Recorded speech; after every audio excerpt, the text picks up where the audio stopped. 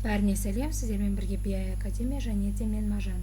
Бүгін курста біз менюді, яғни мәзірді әрлеуді жалғастырамыз. Бүгін сабақта менюді екі деңгейлі түсетін етіп жасаймыз. Ол дегеніміз біздің сесіз алдыңғы сабақта біз жасағанымыз тізімде меню жасадық. Егер бүгінгі екі деңгейлі түсетін меню дегеніміз, егер мысалы тізім 1 немесе тізім 2 кірген тышқанның стрелкасын қойған кезде ол төмен түсу керек. Төменге қарай оның тізімнің сол екінші меню ішіндегі барлық заттар төмен түседі. Соны жасау үшін біз ең алдымен индекс парақшасын Sublime мәтіндік редакторында ашып, ондағы мысалы тізім 2-нің ішіне жаңа класс құрамыз.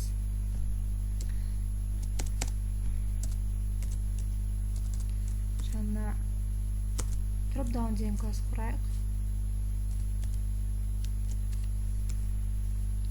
Класс drop-down. Және бұл класстың ішіне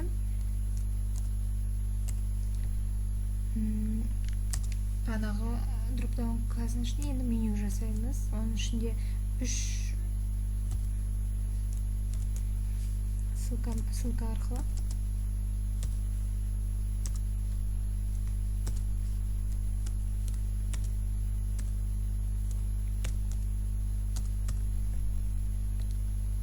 мұнда егер мысалы ссылка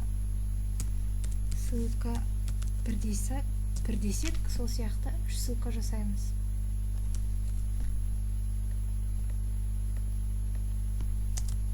Және 3.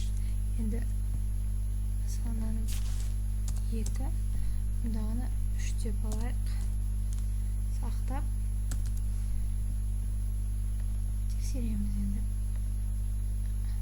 Бағана біздің екінші тізімдегі ссылкаларымыз төмен түсіп кетті. 3 ссылкамыз. Оны тізімнің төмен жағына жазу үшін CSS-те әрлейміз. Ең алдымен CSS-те navigation drop-down navigation идентификаторына тиісті drop-down классын жасамыз.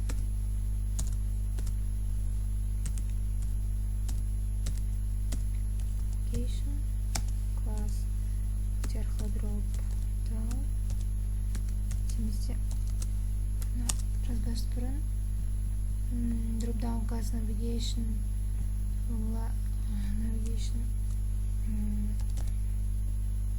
идентификаторына тиісіп болсын, оның позициясын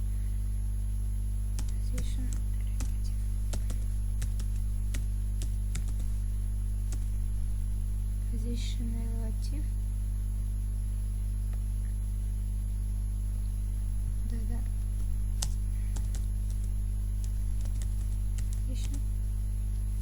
absolute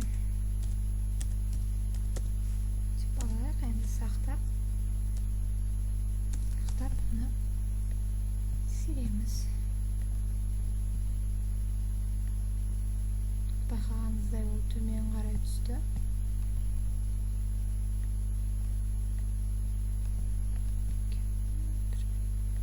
Қарап отырады бай, тексеріп отырады бай. Line. Және де тап төменге қарай, төмен түсуіне қарай біз мысалы 80% деп көрсетсе болады. Сақтап тексереміз. Көрдіңіздер, мұнда аралық тізім мен ссылканың аралығы 80% болды. Бұны 90% деп алсақ та болады. Қатты төмен түсіп кетпеу үшін екен орта 85 болсасын сақтаймыз. Және де мұнда біз ой дегенін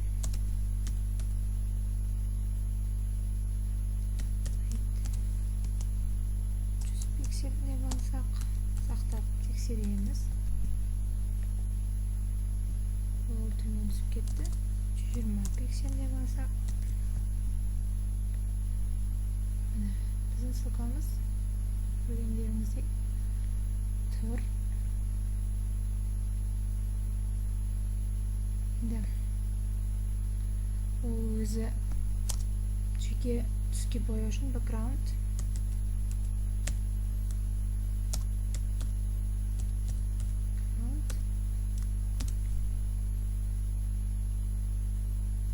Ретте басайық, тексереміз. Байқағанымызда біздің ссылкамыз қызыл түсті болып тұр.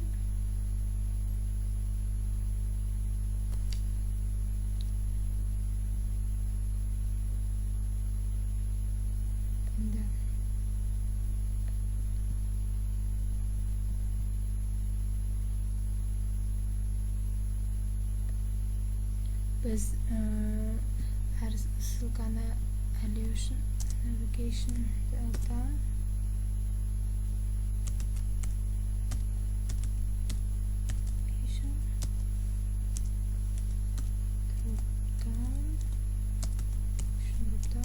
деп алып рейтінісіне біз ені толық 100% болып тұрғанын жазамыз. Сақтаймыз. Тексереміз. Неде төменге navigation drop down и дейміз да төмен жағына біз line height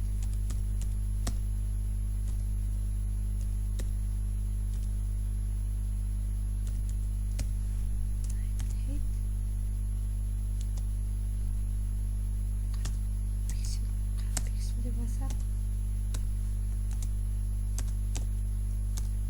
сақтаймыз, тексереміз. Аралық 40% болды. 45 десек те болады. Сақтап тексереміз тағы бір. Байқағаныңызда 45% болды. Бұны енді алып дропдаун ішіне жазып қоямыз. Сақтаймыз. Тексереміз.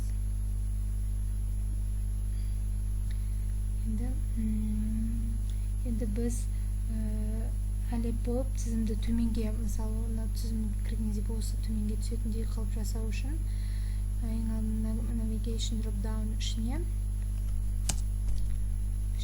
display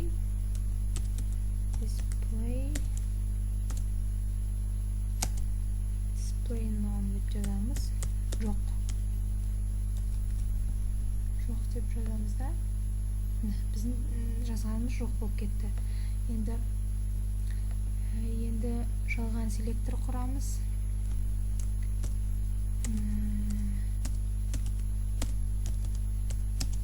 Бұл төменнен кеп оқыған кезде жоқ болады да.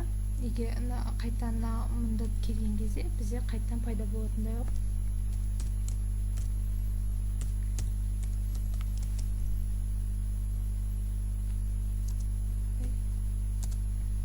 Жазбақшы едім. Drop down.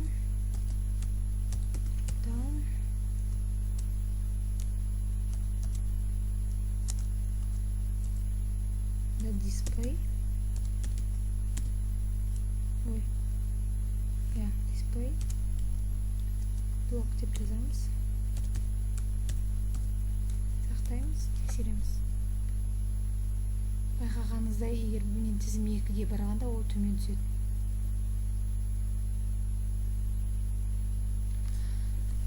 Бүгінгі сіздерге айтатын тақырыбым осы. Келесі сабақта біз салыстырмалы және абсолютті позициялар жайлы айтамыз. Тамашалағаныңызға рахмет. Сау болыңыздар.